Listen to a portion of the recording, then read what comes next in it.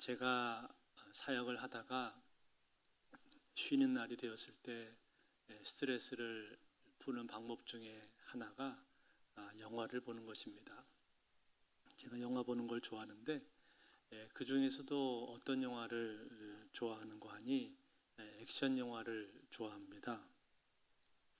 물론 남녀 간의 사랑 이야기나 로맨스도 좋아하긴 합니다만 스트레스 푸는 데 있어서는 액션 영화만한 것이 없더라고요. 제가 최근에 좋아하는 배우는 마동석입니다. 마동석 영화를 왜 좋아하는가 하니 그 주먹 한 방이 아주 시원시원하거든요. 그래서 그 주먹 한 방 때문에 이 마동석 씨가 헐리우드에도 진출하고 또 마블 시리즈에까지 출연을 하게 되었죠. 그런 액션 영화를 보면은 아무 생각 없이 때리고 부수고 그 강력한 한 방이 날아갈 때 저도 모르게 스트레스가 확 풀리는 것 같은 기분을 느낍니다. 어쩌면 이런 저의 모습을 보면서 제 안에 이 폭력성이 내재되어 있는 게 아닌가 하는 생각을 제가 할 때도 있습니다. 그런데 오늘 우리가 읽은 이 본문은 이 성경에 나오는 여러 장면들 중에서 가장 스펙타클한 그런 장면입니다. 액션으로 치자면 거의 블록버스터급 액션에 해당되죠. 이러한 장면이 들어간 영화는 한번 보면은 잘 잊혀지지가 않습니다. 그래서 이 내용이 영화로도 만들어졌고 또 애니메이션으로도 만들어졌었죠. 그만큼 강렬한 인상을 주는 내용입니다.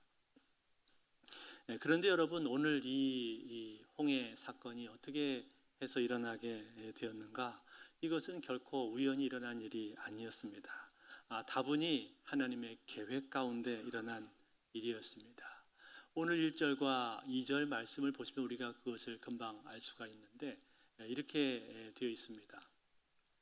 여호와께서 모세에게 말씀하여 이르시되 이스라엘 자손에게 명령하여 돌이켜 바다와 믹돌 사이의 비하이롯 앞 곧 바알스본 맞은편 바닷가에 장막을 치게 하라. 자, 여기 보니까 이스라엘 백성들이 어디로 갔습니까? 바다와 믹돌 사이에 있는 비하이롯 앞으로 갔다, 그렇게 되어 있죠. 이 지명의 정확한 위치는 밝혀지지가 않았습니다만 그러나 분명한 것은 이곳은 홍해 바다의 근처였었고, 그리고 돌이켜라고 하는 이 단어를 볼 때 이쪽이 원래 이스라엘 백성들이 가던 북동쪽 방향이 아니라 방향을 바꿔서 남쪽이나 남동쪽으로 내려갔구나 하는 사실을 우리가 짐작을 해 볼 수가 있습니다. 또 한 가지 중요한 사실은 이곳이 막다른 골목이었다라는 거예요. 막다른 골목.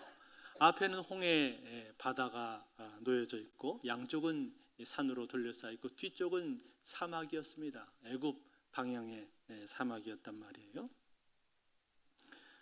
그런데 이렇게 그 막다른 골목으로 누가 가라고 하셨냐면 하나님이 가라고 하셨습니다. 하나님께서 모세에게 말씀하셔서 그곳으로 하나님께서 데리고 가셨다라는 거죠. 그런데 여러분, 이 사실, 즉 이 이스라엘 백성들이 거기에다가 진을 치게 되었다는 이 사실을 누가 듣게 되었습니까? 애굽 왕 바로가 이 사실을 듣게 되었습니다. 3절 말씀에 보시면은 바로가 이스라엘 자손에 대하여 말하기를 그들이 그 땅에서 멀리 떠나 광야에 갇힌 바 되었다 하리라. 자, 이 상황이 지금 바로가 볼 때는 어떻게 생각되는 상황이에요? 그들이 갇혔구나, 광야에 갇혔구나, 그렇게 생각될 수 있을 만한 충분한 상황이었다는 거예요. 그만큼 그 이스라엘 백성들이 진친 그곳은 막다른 곳이었고 어디론가 빠져나갈 수 있을 만한 그런 공간이 없는 그런 지형이었다라는 거예요. 코너였다는 것입니다. 그래서 이 보고를 받게 된 바로가 어떻게 합니까? 생각을 해봅니다. 아니, 히브리인들이 거기로 들어갔다고? 거기 비하이롯 앞 그쪽으로 그들이 그 계곡 안으로 들어갔다고? 아니, 왜 그쪽으로 들어갔지? 아하, 길을 잘못 들었구만. 이 멍청한 녀석들이 길을 잘못 들어서 엉뚱한 데로 들어갔구만. 그렇게 생각을 하게 된 거죠. 그러면서 이 바로의 생각이 바뀌었단 말이에요. 그 전까지는 어떻게 생각을 하고 있었습니까? 10가지의 엄청난 재앙을 겪고 나서 할 수 없이 그들을 내보냈단 말이죠. 내보내고 싶어서 내보낸 것이 아니라 별로 그러고 싶진 않았는데 어쩔 수 없이 기꺼운 마음으로 내보낸 것이 아니라 할 수 없이 마지못해서 그들을 내보냈었단 말이에요. 그런데 이제 그들이 막다른 곳에 갇혀 있게 되었다라는 소식을 듣게 되니까 일순간에 이 바로의 마음이 바뀌게 된 겁니다. 그러면서 야, 우리가 그 많은 그 노동력을 왜 내보냈을까? 그들이 여기에 우리 노예로 있을 때 우리는 그들로 인해서 많은 혜택을 누렸고 정말 많은 이익을 우리가 얻을 수가 있었는데 왜 그들을 내보냈을까? 내가 미쳤지. 그런 생각을 하면서 그의 마음이 바뀌었습니다. 그리고는 즉시 군대를 소집을 해서 출동을 하게 된 거죠. 바로와 함께 출격한 이 군대에 대해서 오늘 성경은 뭐라고 얘기를 해주고 있는가 하니 이렇게 말을 해줬습니다. 6절하고 7절 말씀에 보니까 바로가 곧 그의 병거를 갖추고 그의 백성을 데리고 갈새 선발된 병거 600대와 애굽의 모든 병거를 동원하니 지휘관들이 다 거느렸더라. 자, 여러분 여기 나오는 이 선발된 병거라는 이 말은요 무슨 말인가 하니 애굽의 정예화된 특공 부대를 말을 해주고 있는 겁니다. 그러니까 최정예 부대를 이끌고 지금 바로가 자기 친위 부대와 함께 모든 지휘관들을 다 데리고 지금 출격을 했단 말이에요. 그러니까 애굽에서 가장 강력한 군대들이 지금 나간 겁니다. 이스라엘 백성들을 향해서 갔단 말이에요. 그리고 그들은 말을 타고 달렸었기 때문에 순식간에 이스라엘 백성들이 있는 그 장소까지 도착을 했습니다. 그리고 지금 장막을 치고 편하게 쉬고 있었는데 이스라엘 백성들이 그들은 아무런 대비 없이 지금 이곳에 머물고 있었단 말이에요. 그런데 갑자기 눈을 들어보니까 어떻게 된 겁니까? 저쪽에서 요란한 말발굽 소리와 함께 애굽의 군대들이 진격을 해오고 있는데 칼과 창으로 무장되어 있는 사람들, 번쩍번쩍거리는 그런 갑옷을 입고 완전 무장되어 있는 최정예 부대가 자기들을 향해서 지금 진격을 해오고 있었단 말이에요. 이 모습을 보고 이스라엘 백성들이 어떻게 되었겠습니까? 정신을 잃을 수밖에 없는 거죠. 완전히 패닉 상태에 빠져버리고 만 것입니다. 이 상황 가운데서 그들은 아무것도 할 수가 없었습니다. 그래서 어떻게 합니까? 오늘 10절에 보니까 이렇게 말을 해 주었죠. 10절 말씀에 바로가 가까이 올 때 이스라엘 자손이 눈을 들어 본즉 애굽 사람들이 자기들 뒤에 이른지라 이스라엘 자손이 심히 두려워하여 여호와께 부르짖고 뭐라고 했습니까? 심히 두려워했다. 그렇게 말씀을 해 주었죠. 너무나도 큰 두려움에 사로잡히게 되었다는 거예요. 여러분 생각해 보십시오. 얼마나 무서웠겠습니까? 얼마나 두려웠겠어요? 이 이스라엘 사람들은 한 번도 전쟁이라는 것을 치러본 적이 없는 그런 사람들인데 말하자면 오합지졸과 같은 그런 무리들인데 지금 애굽에 무장된 최정예 부대가 지금 말발굽 소리를 요란하게 내면서 자기들을 향해서 그 군대가 돌진을 하고 있는데 얼마나 무서웠겠습니까? 공포에 완전히 사로잡혀 버렸겠죠. 우리는 이제 다 죽었구나. 그런 생각이 들었을 것입니다. 그리고 오늘 본문에 보니까 여호와께 부르짖었다라고 되어 있는데 이것은 기도했다는 뜻이라기보다는 그 바로 뒷절에 보면 알 수 있듯이 하나님을 향해서 원망했다 그런 뜻입니다. 아니 어떻게 우리를 이렇게 하실 수가 있습니까? 왜 우리를 이런 곳으로 데려와서 이렇게 사면 초과의 상황을 만든단 말입니까? 그러면서 원망과 불평을 쏟아내는 것이고 그리고 하나님의 지도자로 세워진 모세를 향해서도 지금 그들은 원망을 하고 있는 거예요. 그러면서 차라리 우리가 애굽에서 죽었더라면 좋았을 것을. 왜 우리를 나오게 해서 지금 애굽에 매장지가 없어서 여기서 우리를 다 몰살시키려고 그러는 것인가? 이럴 바에는 차라리 애굽에서 나오지나 말 것을 이러면서 모세를 향해서 원망하고 하나님을 향해서 원망을 마구마구 지금 쏟아내고 있다는 사실입니다. 사랑하는 성도 여러분, 이것이 위기에 처한 이스라엘 백성들의 모습이었습니다. 그런데 여러분 이것이 이스라엘 사람들만의 모습입니까? 그렇지 않죠. 오늘날 우리는 어떻습니까? 우리도 우리의 삶 가운데 갑작스러운 어려움을 만나게 되었을 때, 위기를 겪게 되었을 때, 또 우리의 삶이 코너에 몰리게 되었을 때, 그때 여러분 어떻습니까? 이와 같은 그러한 비슷한 반응이 나오지 않습니까? 나의 사업이 갑자기 어려움에 처하게 되었다든지, 직장에 어려운 문제가 생기게 되었다든지, 건강상의 문제가 생기게 되었다든지, 아니면 나의 가정의 자녀들 중에 누군가에게 큰 어려움이 생기게 되었다든지, 그럴 때 여러분 우리는 어떻습니까? 우리의 반응은 무엇입니까? 당장 여기 있는 이스라엘 백성과 같은 이와 같은 이 반응이 나오지 않습니까? 왜 하나님 나에게 이렇게 하십니까? 왜 나에게 이렇게 어려움을 주십니까? 왜 나를 이처럼 힘들게 하십니까? 그런 원망과 불평이 우리 속에서는 터져 나온단 말이죠. 오늘 이스라엘 백성들의 모습입니다. 그런데 여러분, 지금 이러한 상황 가운데서 이 상황이 이렇게 된 이유는 사실상은 원인이 있었죠. 그 원인이 뭐였어요? 하나님이 그렇게 하셨단 말이에요. 하나님께서 그들을 그쪽으로 데리고 가셨단 말이죠. 아니 그러면 왜 하나님께서는 이스라엘 백성들을 이러한 곳으로 데려가신 이유가 도대체 뭡니까? 광야의 막다른 곳, 막다른 골목으로 그들을 데려가셔서 이처럼 어려움을 겪도록 만드시는 이유가 도대체 무엇입니까? 오늘 본문에는요 그 이유를 말씀해 주고 있습니다. 그 이유를 뭐라고 말씀을 했습니까? 오늘 4절 말씀인데 우리 4절을 한번 같이 읽어볼까요? 같이 한번 읽습니다. 시작. 내가 바로의 마음을 완악하게 한즉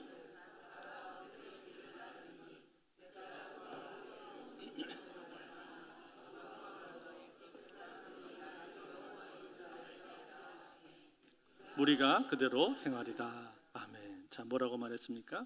하나님께서 바로의 마음을 완악하게 하시겠다 그렇게 말씀을 했죠. 이 완악하다라는 이 단어는, 이 말은 이미 얼마 전에도 많이 나왔던 말입니다. 그렇죠? 10가지 재앙을 하나님이 행하실 때 바로의 마음을 계속 완악하게 하셨다고 말씀했었죠. 그런데 여기서도 하나님께서는 바로의 마음을 지금 완악하게 하셨다라고 말씀을 하셨단 말이에요. 그렇다면 여러분, 하나님께서 이처럼 바로의 마음을 완악하게 하시는 이유가 무엇입니까? 그리고 이처럼 이스라엘 백성들을 막다른 곳으로 데려가신 이유가 무엇입니까? 오늘 4절에 보니까 2가지 이유가 나오고 있는데, 첫 번째는 무엇인가? 그 첫 번째는 애굽에 온 군대로 말미암아 하나님께서 영광을 얻으시기 위함이라고 말씀을 해주고 있습니다. 무슨 뜻입니까? 애굽의 모든 군대, 온 군대를 바다에 몰살시킴으로 말미암아서 하나님의 능력을 드러내신다는 뜻이에요. 하나님이 얼마나 크고 위대하신 분인가를 하나님이 나타내시겠다라는 그런 말씀입니다. 그리고 이것으로 인해서 애굽의 군대가 더 이상 이스라엘을 넘보지 못하도록, 이스라엘을 위협하지 못하도록 아예 싹을 잘라버리시겠다고 하시는 것입니다. 즉 이스라엘 백성들을 위협하는 위험의 요소를 제거시키겠다는 말씀이에요. 그로 인해서 하나님께서는 영광을 받게 된다라는 거예요. 결국 무슨 뜻입니까? 이스라엘 백성들을 보호하기 위한 하나님의 계획이라는 거죠. 이스라엘 백성들을 보호하기 위해서 하나님께서 이러한 계획을 세우셨다라는 거예요. 즉 그들을 완전히 구속을 하기 위해서 하나님의 백성으로서 그들을 보호하시고 완전하게 온전하게 세우기 위해서 하나님께서는 지금 이러한 계획을 가지고 계시다라는 거, 이러한 계획을 운행하고 계시다는 사실이에요. 사랑하는 성도 여러분, 그렇습니다. 하나님은요 이처럼 우리가 알지 못하는 크고 놀라운 계획을 가지고 계신 분이십니다. 때문에 여러분, 우리는 하나님께서 하시는 일들을 볼 때 어떤 생각을 가지고 있어야 될까요? 하나님께서 가지고 계신 그 계획은 언제나 내 생각보다 더 크다라는 것을 우리는 알아야 됩니다. 내가 가지고 있는 계획보다 하나님의 생각은 훨씬 더 크고 높다는 사실을 알아야 돼요. 그래서 이사야서 55장 8절 9절에 보면 그런 말씀이 있죠. 내 생각은 너희 생각과 다르며 내 길은 너희들과 달라서 하늘이 땅보다 높은 같이 내 길은 너희 길보다 높고 내 생각은 너희 생각보다 높으니라. 하나님 말씀 있지 않습니까? 우리의 생각과 계획과는 다르다는 거예요. 하나님은 더 크고 높고 오묘한 계획, 은밀한 계획, 우리가 다 헤아릴 수 없는 그러한 계획을 하나님은 가지고 계시다는 거예요. 그리고 내 앞길을 미리 내다보신다는 거예요. 나는 내 눈앞에 있는 상황밖에는 보지 못하지만 하나님께서는 내 바로 뒤에 한 수, 두 수, 세 수, 10수를 미리 앞서 보시고 하나님께서는 그 길을 행해 가신다라는 사실입니다. 그러므로 사랑하는 성도 여러분, 오늘 여러분의 인생 가운데 인생의 일들이 자꾸 꼬이는 것 같습니까? 내가 자꾸만 코너로 몰리는 것 같습니까? 내 사업이 자꾸 코너에 몰리고 인간관계도 점점 코너에 몰리는 것 같고 또 삶의 여러 부분들이 자꾸만 막히는 것처럼 그렇게 느껴지십니까? 그렇다면 왜 하나님께서 나를 그렇게 코너로 데리고 가시는가? 그것은 하나님의 또 다른 계획, 나를 향하신 더 크신 계획이 있다는 사실을 여러분 믿으실 수 있기를 바랍니다. 그리고 잠잠히 그 하나님의 계획을 바라보시고 신뢰하실 수 있기를 바랍니다. 두 번째 이유는 무엇인가?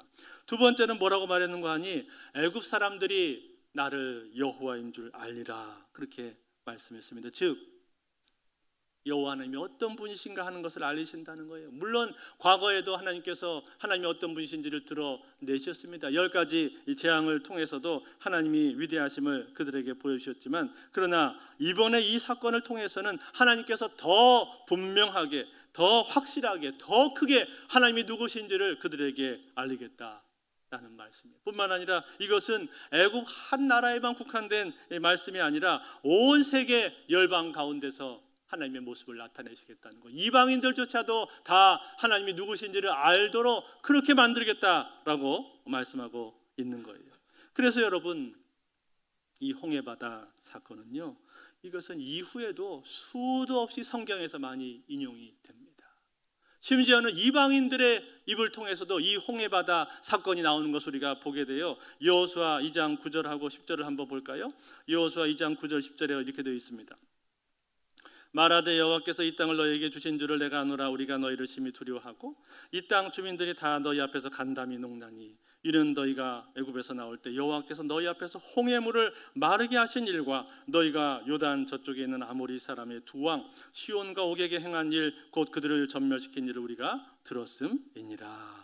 아멘. 여러분 지금 이 말을 누가 하고 있는 말이에요? 라합이 하는 말이에요. 라합. 여리고 성의 기생이었던 라합이 하는 말입니다. 여리고 성에 정탐꾼들이 들어왔을 때 그 기생 라합, 이방인이었던 기생 라합이 지금 이런 고백을 하고 있단 말이에요.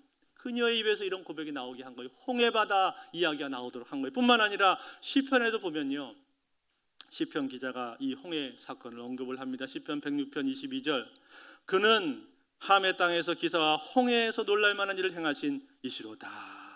하나님이 얘기하는 거예요. 홍해에서 놀랄만한 일을 행하신 분이 바로 하나님이시다라는 이러한 고백이 나오게 하셨다는 거예요. 이처럼 여러분 이 홍해 사건은요, 이것은 애굽 사람뿐만 아니라 여러 이방인들에게까지도 다 전달이 되어서 여호와 하나님이 어떤 분이신가, 전무후무한 놀라운 역사를 행하시는 분이다라는 것을 곳곳에 알려지게 만들었다는 것. 이것이 하나님의 계획이었습니다. 이러한 하나님의 놀라운 계획, 이러한 섭리가 이 과정 속에는, 이 가운데는 들어있었다는 거예요. 그런데 이 하나님의 계획을 우리가 알지 못하니까, 그것을 보지를 못하니까 어떻게 합니까? 늘 눈앞에 보이는 상황만 우리는 쳐다본단 말이에요. 그러니까 이스라엘 백성들의 반응이 뭐예요? 원망하고 불평하고 이러한 반응밖에는 그들에게 나오지 않고 있다는 거죠. 그렇지만 여러분, 이러한 가운데서 하나님께서 모세를 통해서, 지도자 모세를 통해서 하나님의 메시지를 분명하게 보여주시죠. 그들로 하여금 그들이 행할 바가 무엇인지를 보여주십니다. 그게 무엇인가? 오늘 13절 14절에 보시면은 메시지가 나오는데 우리 한번 같이 읽어볼까요? 같이 있습니다. 시작. 모세가 백성에게 이르되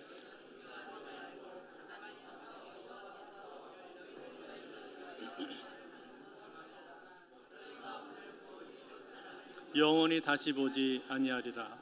여호와께서 너희를 위하여 싸우시리니 너희는 가만히 있을지니라. 아멘. 뭐라고 말했습니까? 두려워하지 말라 먼저 말씀하셨죠.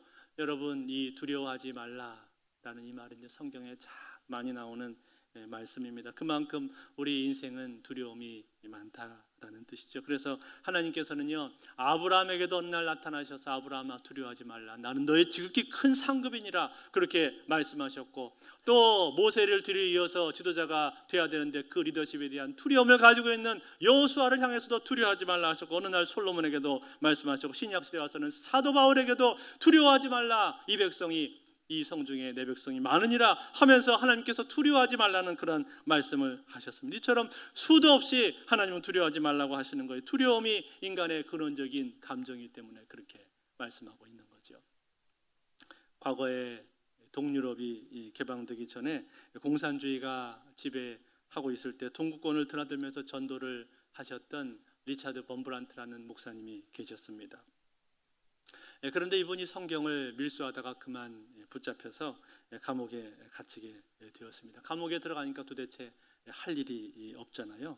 그래서 이 목사님 감옥 안에서 성경책만 계속 읽었습니다. 그런데 성경을 읽으면서 가장 위로가 되는 말씀이 뭐냐면 바로 이 말씀이었습니다. 두려워하지 말라. 하나님께서 직접 자신에게 이 이야기를 들려주시는 것 같이 느껴지면서 그렇게 위로가 많이 되었습니다. 만약에 친구가 나한테 두려워하지 말라라고 말만 해도 나한테 그 말이 용기가 될 텐데, 하물며 전능하신 하나님께서, 창조주 하나님께서, 살아계신 그 능력의 하나님께서 나에게 직접 두려워하지 말라고 말씀하신다고 생각을 하니까 너무나 힘이 되고 은혜가 되었던 거예요. 그래서 이분은요, 성경을 읽다가 두려워하지 말라는 말씀만 나오면 거기다가 밑줄을 그었다고 합니다. 또 감옥에서 할 일이 별로 없으니까 두려워하지 말라는 말씀이 과연 몇 번이나 나오는가 한번 이분이 다 세알려봤다는 거예요. 숫자를 다 셌는데, 그런데 다 세보니까 몇 번이 나오는가 하니 총 365번이 나오더랍니다. 그래서 이 목사님 무릎을 탁 치면서 하나님께 감사를 드렸다는 거예요. 하나님 감사합니다. 나를 사랑하시는 하나님께서 1년 365일 내내 두려워하지 말라고 365번을 두려워하지 말라고 말씀하셨군요. 그러면서 이분이 하나님 앞에 감사를 드렸다는 거예요. 사랑하는 성도 여러분, 그렇습니다. 하나님은요, 우리 인생이 우리가 두려워하는 것 원치 않으십니다. 두려워하기보다 하나님은 바라보는 것을 하나님은 원하십니다. 우리가 내 앞에 있는 상황을 보고 거기에만 빠지면 우리는 두려움에 사로잡히게 되지만, 그러나 상황보다 그 위에 계시는 주님, 상황을 붙들고 계시는 주님, 아니 그 상황보다 모든 상황을 아시고 더 크고 깊고 놀라운 섭리와 계획을 가지고 계시는 주님, 그 섭리에 따라 운행하시는 하나님을 바라볼 때 우리는 두려움을 이길 수가 있는 것이죠. 그래서 디모데후서 1장 7절에 이렇게 말했습니다. 하나님 우리에게 주신 것은 두려워하는 마음이 아니라 오직 능력과 사랑과 절제하는 마음이니. 두려워하는 마음이 아니라 능력과 사랑과 근신의 마음을 우리에게 주셨다고 말씀을 해 주었어요. 그런가 하면 여러분, 두려워하지 말라고 하신 다음에 그 다음에 뭐라고 말씀하셨습니까? 너희는 가만히 서서 여호와께서 행하시는 일을 보라. 가만히 있으라, 이렇게 또한 말씀을 해주고 있죠. 무슨 뜻입니까? 가만히 있으라는 말은 하나님을 바라보라는 얘기잖아요. 그렇죠? 하나님을 잠잠히 바라보고 신뢰하라, 그런 뜻 아닙니까? 사람의 방법으로, 인간적인 방법으로 하려고 들지 말고 먼저 마음을 내려놔라. 내려놓고 하나님이 어떻게 일하시는지를 기대하고 바라보라고 말씀하고 있는 거예요. 그러면 너희가 영광을 보게 될 것이다 라는 거예요. 사랑하는 성도 여러분, 우리가 이 땅을 살아가면서 우리 삶 가운데 때로는 우리가 어려움에 처하게 됩니다. 코너에 몰리게 됩니다. 그때 여러분 어떻게 할 것입니까? 그 코너에 몰리고 어려움과 고난을 겪게 되었을 때 우리가 가만히 있으면서 하나님을 의지한다는 것 결코 쉬운 일이 아닙니다. 그렇지만 여러분, 분명한 사실은 무엇인지 아세요? 내가 일하면 나 혼자 일하지만, 그러나 내가 하나님 앞에 나와서 기도하면 하나님이 일하실 줄로 믿습니다. 하나님께서 그때부터 일을 하신단 말이에요. 그런 거로 여러분, 우리는 문제가 생기면 어떻게 해야 되는가? 문제가 생기면은 그 문제가 발생하자마자 하나님 앞에 엎드려야 되겠구나라는 생각부터 먹어야 될 줄로 믿습니다. 그 문제 해결하려고 전화통부터 붙잡고 돌릴 것이 아니라, 이 사람 저 사람 만나면서 돈 꾸러 다닐 것이 아니라, 문제가 발생했으면 그 즉시 빨리 하나님 앞에 가야 되겠구나 라고 내가 생각을 하고 하나님 앞에 가서 엎드려야 됩니다. 거기서 문제가 풀린다는 거예요. 거기서 문제가 해결이 된다는 사실입니다. 내가 충분히 기도하고 그 다음에 전화해도 늦지 않습니다. 그 다음에 사람을 만나도 늦지 않습니다. 성령보다, 하나님의 말씀보다 우리는 앞서서는 안 된다는 거예요. 그러므로 사랑하는 성도 여러분, 여러분의 삶 가운데 위기가 찾아왔습니까? 어려움이 왔습니까? 코너에 몰렸습니까? 내 힘으로 그것을 해결하려고 하기 전에, 성급하게 자리에서 일어나기 전에 먼저 하나님 앞에 잠잠히 하나님을 바라보실 수 있기를 바랍니다. 하나님을 의지하실 수 있기를 바랍니다. 그러면 전능하신 하나님, 능력의 하나님께서 당신의 삶 가운데 함께 하셔서 역사해 주실 것입니다. 마치 홍해 바다가 갈라지듯이 하나님의 방법으로 새로운 길을 열어주실 줄로 믿습니다. 그래서 하나님이 하나님 되심을 드러내시고 하나님이 영광을 받으실 줄로 믿습니다. 이 은혜가 오늘도 저 여러분의 삶이 함께하기를 주의 이름으로 축원드립니다. 기도하겠습니다. 하나님 아버지 감사합니다. 이스라엘 백성들 두려움 속에 있었지만 이것은 하나님의 또 다른 계획 가운데 있는 일이었고 이것을 통해서 하나님의 위대하심과 영광을 드러내시고 하나님의 하나님 되심을 나타내시는 것을 보게 하시니 감사합니다. 우리의 삶 가운데 있는 어려움과 위기, 코너에 몰려있을 그때에도 우리에게 믿음을 허락하여 주셔서 상황에 매몰되지 않고 상황보다 위에 계시는 하나님을 볼 수 있도록 도와주시옵소서. 잠잠히 주님을 신뢰하고 나가는 믿음의 성도들이 다 될 수 있도록 축복하여 주시옵소서. 예수 그리스도 이름으로 기도합나이다. 아멘.